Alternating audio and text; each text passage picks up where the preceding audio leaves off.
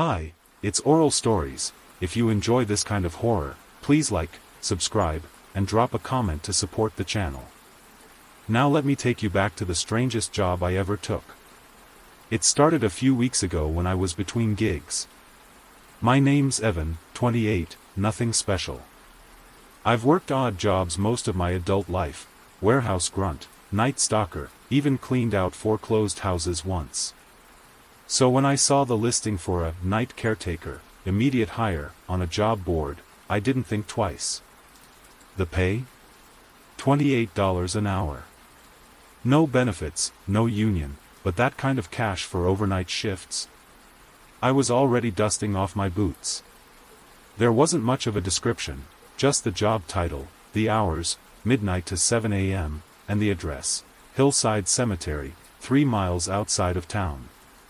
I'd passed it before, quiet, overgrown, surrounded by black iron fencing like something from an old ghost movie. I remember always turning my music up when I drove past it at night, like instinct told me to drown out the silence it radiated. The moment I called the number, someone picked up. No greeting, just a gruff voice that said, "You calling about the shift?" "Yeah," I replied. "Saw the posting. I can start tonight." There was a pause. Then, "Come by before 11. We'll get you oriented." Click. That was it. No name, no questions, no paperwork. Just show up. I should have felt something, hesitation, suspicion, anything. But I was broke and desperate. Fear takes a back seat when the rent's due. I arrived that night at 10:30. The cemetery gates were already open, creaking softly in the wind as if they were breathing.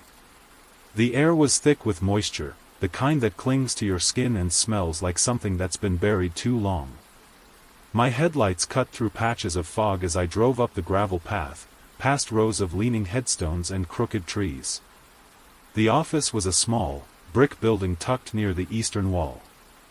One single yellow light glowed above the door, and an old Ford pickup was parked out front. Inside, it smelled like paper and mildew. A man sat behind a desk cluttered with ancient ledgers and dusty coffee mugs. He looked like he'd been carved from bark, deep lines, sun-dried skin, hair the color of rust. "You're early," he said without looking up. Wanted to make a good impression. He finally looked at me. His eyes were a pale gray, like someone who'd stared at too much smoke. Good impressions don't matter much here. Surviving does. I half laughed, thinking it was a joke. It wasn't. He slid a single sheet of paper across the desk toward me. Typed. Bold. 12 rules.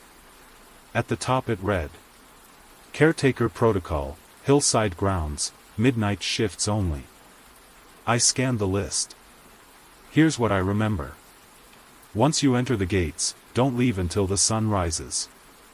Lock the caretaker's office at 11:55 p.m. sharp.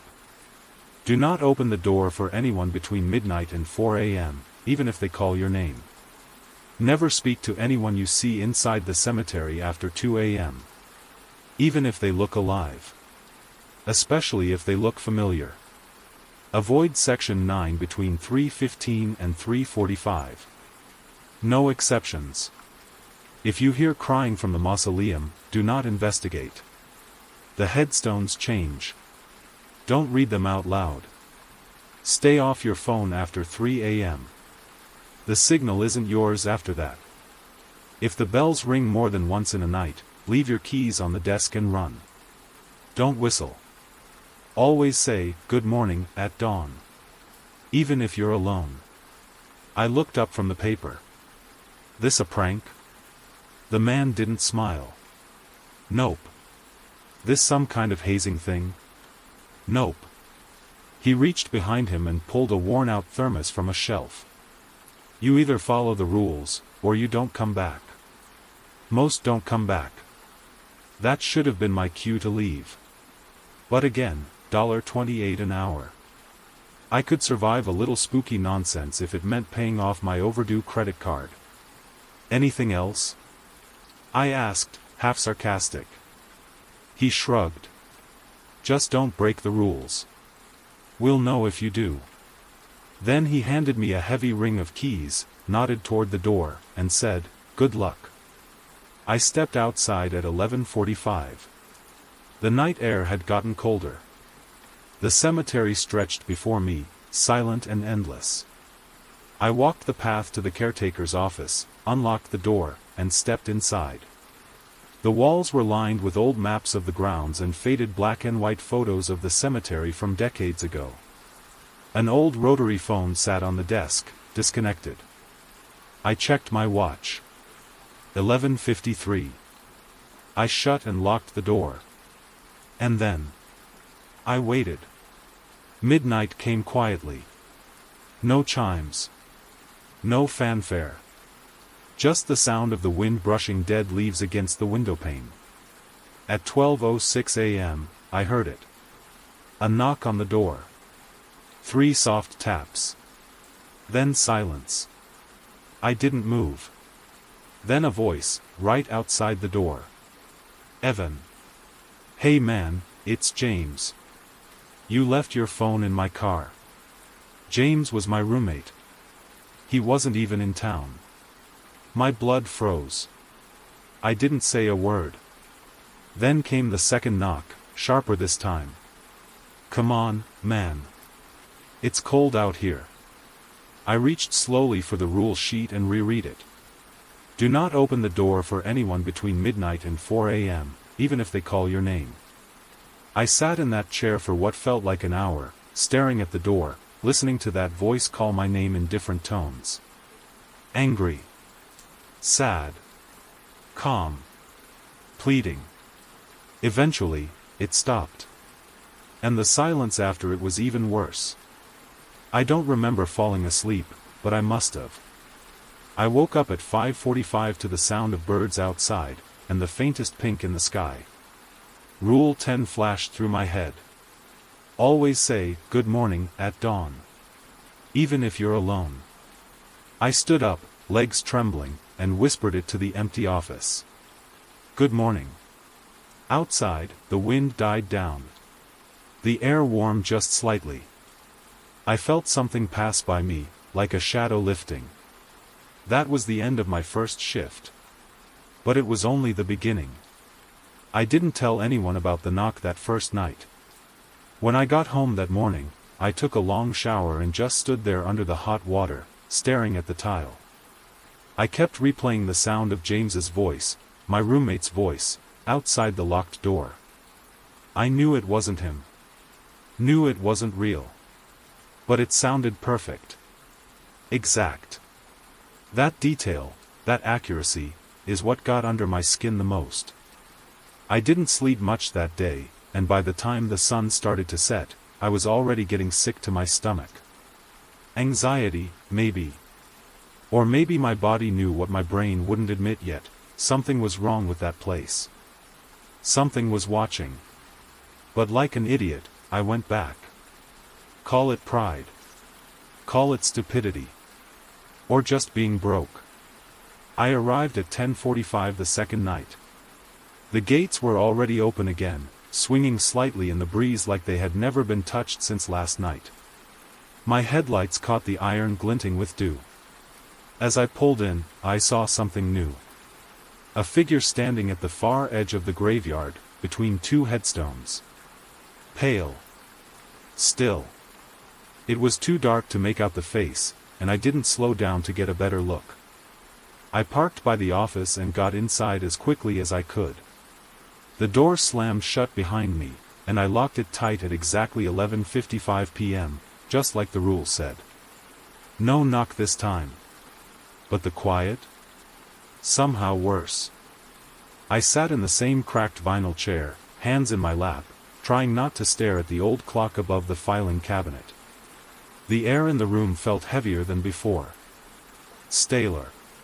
Like the oxygen had sat undisturbed for years and didn't want to be breathed. I passed the first hour in silence. Every now and then I'd glance at the paper on the desk, the 12 rules. They'd started to feel like scripture. Like some fragile thread keeping me tethered to the waking world. Then, just after 1 a.m., I noticed something strange. A light flickering outside. I got up, slowly, and pulled aside the faded curtain. Out across the graveyard, through the trees, something was moving. It wasn't a flashlight. Too dim. Too erratic. It looked more like fire. A small flame, weaving between the rows of headstones. Like someone carrying a candle. Or a lantern. I didn't move.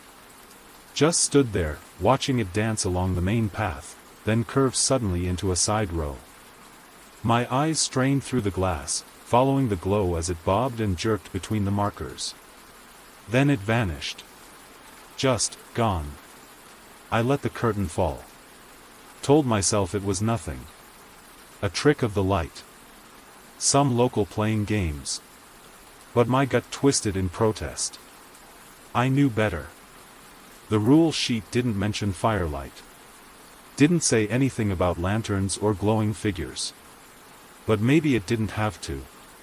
Because a minute later, I heard voices. Faint. Distant. Like someone talking down a hallway too long to hear clearly. Muffled and wet, like the sound had to crawl through the soil to reach me. I couldn't make out words, just tones. Whispers. Laughter. Then a name. My name. Evan. Soft. Almost affectionate. I backed away from the window. The voice repeated it, just outside the wall. Not at the door, just somewhere nearby, impossible to place.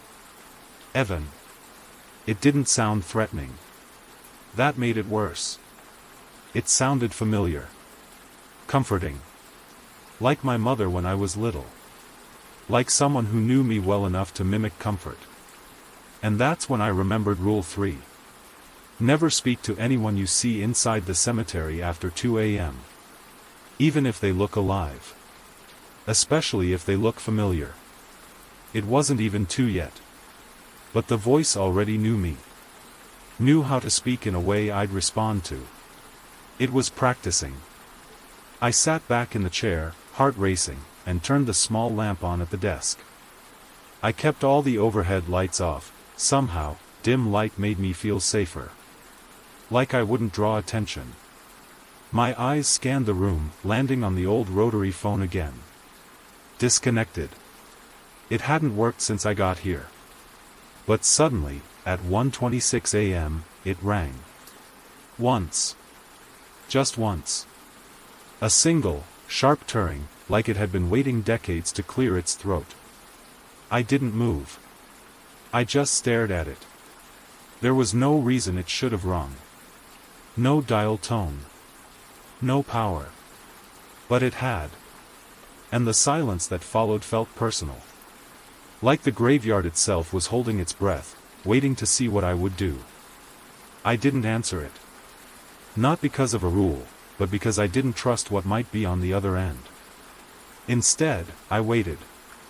And eventually, the silence resumed its natural weight. At 1:58 a.m., I heard it again. Footsteps. Not on the gravel.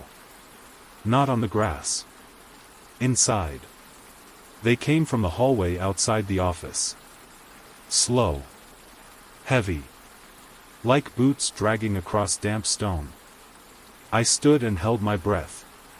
The footsteps stopped outside the door. And then, a knock. Tap. Tap. 2 precise raps. Measured. Patient. And a voice followed. Not angry. Not even loud. Just calm. Evan. Open the door. Not James this time. Not the janitor from my mall job, not anyone I could name. But something in the voice still scratched at my memory. Like a dream I'd once had. Or someone I'd buried. I didn't respond.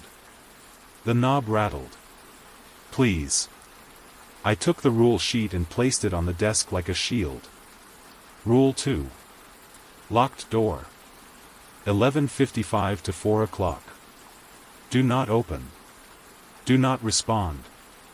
Eventually, the footsteps retreated. At 2:03 a.m., I checked the window again. That firelight? It had returned. This time, there were two of them. Side by side. Drifting slowly through Section 6. And between them? A shadow that wasn't cast by either light. It didn't flicker. Didn't sway. It just followed. I didn't sleep the next morning, either. After the second night, after the voice, the lanterns, the phone ringing, I just sat in my apartment, shades drawn, staring at nothing. My hands wouldn't stop shaking. My brain kept looping that one moment, Evan. Please. It wasn't what the voice said. It was how it knew my name, like it had owned it once. Like it had given it to me. I thought about quitting. Walking away. Calling the cemetery office and saying I was done, keep the check, I don't care. But something kept gnawing at me. Section 9. That's where the lights went. Where the shadow followed. The paper map I'd seen during orientation labeled it in faded ink, tucked in the northeast corner of the property. Old. Neglected. The headstones there were cracked and leaning when I'd passed them in daylight. Most didn't even have names anymore, just dates. And some didn't have those, either. But I had this feeling, whatever was happening at Hillside Cemetery wasn't random. It was circling Section 9. That night, I arrived even earlier. 10:20 p.m. The gates weren't swinging this time. They were wide open. Like they'd been yanked that way and left to gape. I parked, locked the car, and did my usual sprint to the caretaker's office. I locked the door behind me. Lights off. Chair, desk, clock. 11:55, right on time. And then I waited. Like always. The first hour passed in a strange, choked quiet, like even the crickets had taken the night off. Not even the wind rustled through the trees. The cemetery outside my window was too still. Like a painting pretending to be real. I stared at the clock. 1:13 a.m. That was when it happened. The smell. It started faint. Like sulfur. Rotting eggs, maybe. Then it deepened, sweet and metallic, like old blood. It hit me like a wave and made me gag. I stood from the chair, covering my mouth. It was coming from the vent. Thick.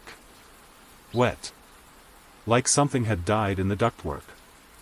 I opened the window a crack. That was my second mistake. A rush of cold air hit me, and I saw it immediately. The lanterns. Again. But not two this time. 5. They moved in single file, snaking between the grave markers like a procession. Slow. Steady. Reverent. I could see their shapes this time. Figures holding the lights, but not like people. They moved wrong. Too stiff. Like puppets being dragged forward. Their legs bent the wrong way. Their heads didn't move. No faces. Just shadows inside hoods. But in the middle of them, again, was that thing. That walking void. The lanterns never flickered around it. The light just bent away. Like it refused to be seen. They were heading straight for Section 9. And I knew, I couldn't just watch anymore. I grabbed the map from the drawer and traced my finger along the path. Section 9 was isolated. No direct roads, just a narrow trail that wound between other burial plots. I looked at the clock. 1:20 a.m. I had about 40 minutes before the next critical rule, don't talk to anyone after 2 a.m. Until then, I figured I could just watch. Just get close enough to see. I unlocked the office and stepped outside. The moment I did, the cold hit me. It wasn't night cold. It was death cold. Like stepping into a crypt. Every breath fogged the air. My boots crunched quietly over gravel and frost-bitten grass. The lanterns were still ahead, drifting. They didn't seem to notice me. I stayed well back, ducking behind the larger monuments, trying not to breathe too loud. At the edge of Section 9, the air changed again. Still. Too still. Even the wind had abandoned me. The lanterns stopped. One by one, their holders turned toward the center of the section, and lowered the lights to the ground. There, between the oldest graves, was a single mound of dirt. Unmarked. Fresh. I knew this was wrong, knew this grave hadn't been there last time. The shadow stood at the foot of it. Then, it turned. And looked at me. Even from a distance, I felt it, its gaze like pressure. Like it knew me now. And then the figures began to chant. Low. Humming syllables in no language I recognized. Dry voices, like insects rasping inside wood. I couldn't move. I couldn't breathe. My legs wanted to run, but my body was frozen, like the graveyard had reached up through the grass and taken hold of my spine. Then the chanting stopped. The lanterns went out. All at once. Gone. The darkness swallowed everything. And then, the dirt mound moved. Just a little. Like something shifted beneath the soil. A bump. Then another. The earth rising, breathing. I ran. I didn't look back. Didn't check my map. I just ran through the headstones like a man already dead. The shadows clawed at my vision. My lungs burned. Every time I glanced behind me, I saw nothing, but I felt it. It was following. Closer. Closer. The office was a glowing dot in the dark, and when I finally reached it, I nearly tore the door off the hinges, slamming it behind me. I locked it. Collapsed against it. Sweat ran down my back. My heart wouldn't stop. I looked at the clock. 1:57 a.m. 3 minutes until the voices could talk again. And I knew this time, they wouldn't be polite. I sat at the desk. Hands shaking. There were new words on the paper. Words that hadn't been there before. Rule 13, if a grave appears where one wasn't before, do not approach. Someone has been chosen. Rule 14, if the shadow sees you, it remembers you. Rule 15, the chanting means it's begun. I stared at the new ink. Dark. Fresh. Still wet. Who had written this? Who had been here? I glanced behind me at the window. The lanterns were gone. But the shadow? It was standing just beyond the glass. And this time, it wasn't alone. I didn't sleep that day, either. What's the point of trying to rest when you know you'll just wake up gasping? I spent the daylight hours in a haze, pacing my apartment, trying to figure out what I'd seen. What I'd done. I had broken at least 2 rules last night, Rule 13, about approaching a new grave, and Rule 14, about letting the shadow see me. But it wasn't just that. Something had changed. When I left the cemetery that morning, I'd checked Section 9 again under the gray dawn light. That fresh grave? The one the lantern procession stopped at? It was still there. But now, it had a headstone. Cracked. Uneven. Old, but newly placed. The engraving? Evan Marshall. 1990. Caretaker. Rule breaker. That's my name. I almost vomited on the spot. No one else is supposed to be out here. No one else knows my name, except Mr. Delaney, and I haven't seen him since my interview. I don't even know if he's still alive. Into me. I heard the groaning, felt the cold grasp of the undead hands trying to pull me back into the graveyard's dark embrace. But dawn always broke, pushing back the nightmare, at least for a few hours. The following evening, I returned to Hillside Cemetery, determined to understand what I was truly facing. The feeling of dread was heavier now, thicker, like a physical weight settling on my chest. The groundskeeper's hut was empty, the light inside flickering weakly. I noticed that the old chains that usually bound the gate were mysteriously undone. The cemetery was welcoming me in, or perhaps warning me. I pulled out the list of rules Lena had given me, tracing each one with my finger. The words blurred in the gloom, but I focused on the one that chilled me most: never dig near fresh graves after midnight. I looked toward the fresh mound I'd seen earlier. What had made the earth disturb itself? And why? As I moved deeper into the graveyard, a cold wind picked up, carrying whispers too faint to understand, like secrets shared between the dead and the living. I stopped near the Miller crypt, and the voice came again, clearer this time. Evan. It wasn't a plea. It was a command. Suddenly, the ground beneath me trembled. Gravel shifted, and I stumbled back just as a pair of skeletal hands burst through the soil. A figure rose, this one more decayed than the last, its jaw hanging loose, eyes empty, sockets dripping darkness. It lunged at me, and I barely dodged, sprinting away with my heart hammering in my chest. The cemetery paths twisted unnaturally, as if the ground itself was changing to trap me inside. Shadows lengthened and reached out like living things, and I could feel the cold breath of the dead on my neck. I pushed forward, desperate to find the chapel, the one place I hoped might offer safety or answers. Inside the chapel, the heavy wooden door slammed shut behind me. The stained glass windows cast eerie colors across the dusty pews, and the silence was thick, oppressive. I dared to breathe. On the altar, I noticed an old book, its leather cover cracked and worn. I opened it to find handwritten entries, dated decades ago.